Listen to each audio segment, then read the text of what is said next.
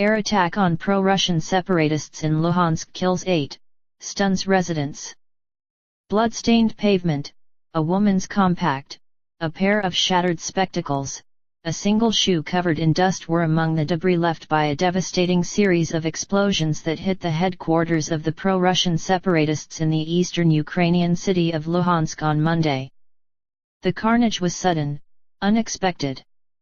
This was the middle of a city, a building adjacent to a leafy square, where civilians walked and worked.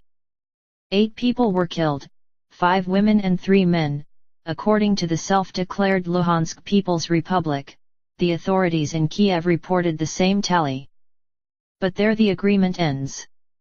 The pro-Russian leadership in the city immediately accused the Ukrainian Air Force of carrying out the attack. A fighter jet had been flying overhead at the time, and social media video appeared to show it firing cannon or rockets. The authorities in Kiev denied its planes had been involved.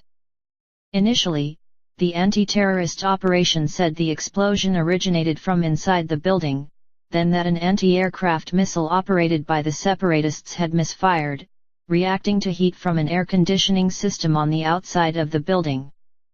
But a CNN investigation in Luhansk has found clear evidence that whatever detonations hit the building and the adjoining park came from the air. The tops of trees were splintered, and a series of small craters about a dozen had been blasted in a straight line, starting in the park and reaching the walls of the building, blowing out many of its windows and spraying the area with jagged shrapnel. That's what appears to have killed most of the victims and injured 20 more. The pattern of the craters clearly indicated some sort of strafing, according to a munitions expert at the scene with CNN. Their size suggested 30mm ordnance, he said, which is standard equipment on the Su-25, a ground attack fighter, and the Su-27, both combat aircraft operated by Ukraine. The Special Monitoring Mission of the Organization for Security and Cooperation in Europe came to a similar conclusion, releasing a statement late Tuesday that said, based on the SMM's limited observation, these strikes were the result of non-guided rockets shot from an aircraft.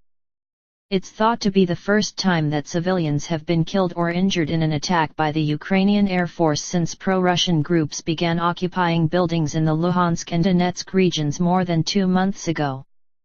The self-declared Prime Minister of the People's Republic of Luhansk, Vasily Nikitin, told CNN he hoped the attack would spur Russian President Vladimir Putin to action. We appealed to Russia to send us peacekeepers. I think after they see what happened to us in the center of our town, they'll send them more quickly, he said. Nikitin said he was ready to provide all the evidence collected to independent experts. Nick de Larinaga, Europe editor of IHS Jane's Defense Weekly, told CNN he believed the Ukrainian Air Force used their Su-25 Frogfoot ground attack aircraft during the operation in Luhansk. It is specifically designed for attacking ground targets unlike the Su-27, which is principally a fighter aircraft. The planes were flying to provide support for a base of the Ukrainian border guard on the edge of the city. Why one may have targeted the administrative building, several miles away, is unknown. The border guard compound, in a southern suburb of Luhansk, came under attack before dawn Monday. It was a concerted assault from several directions, involving hundreds of pro-Russian militants, and continued for some 12 hours.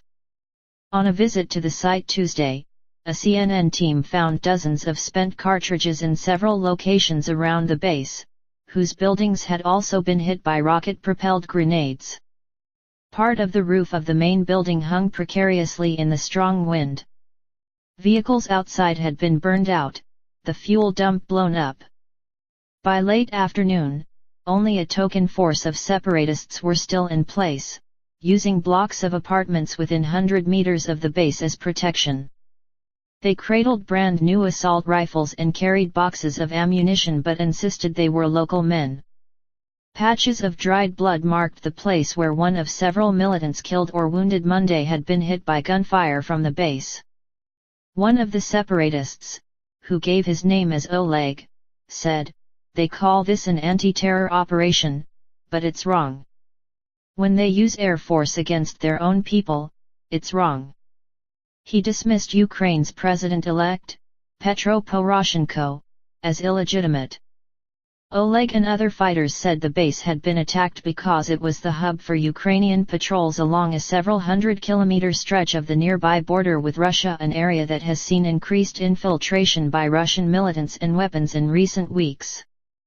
Several soldiers inside the compound were also injured in the clashes, and windows in the adjoining apartment blocks were pockmarked with bullet holes. As CNN filmed, 2 men raced into the base through its charred gatehouse. The battle for eastern Ukraine is intensifying. The casualties are rising, as are the number of pro-Russian separatists and the roadblocks dotted throughout the region. And in some areas, the only obvious presence of the Ukrainian state is in the sky.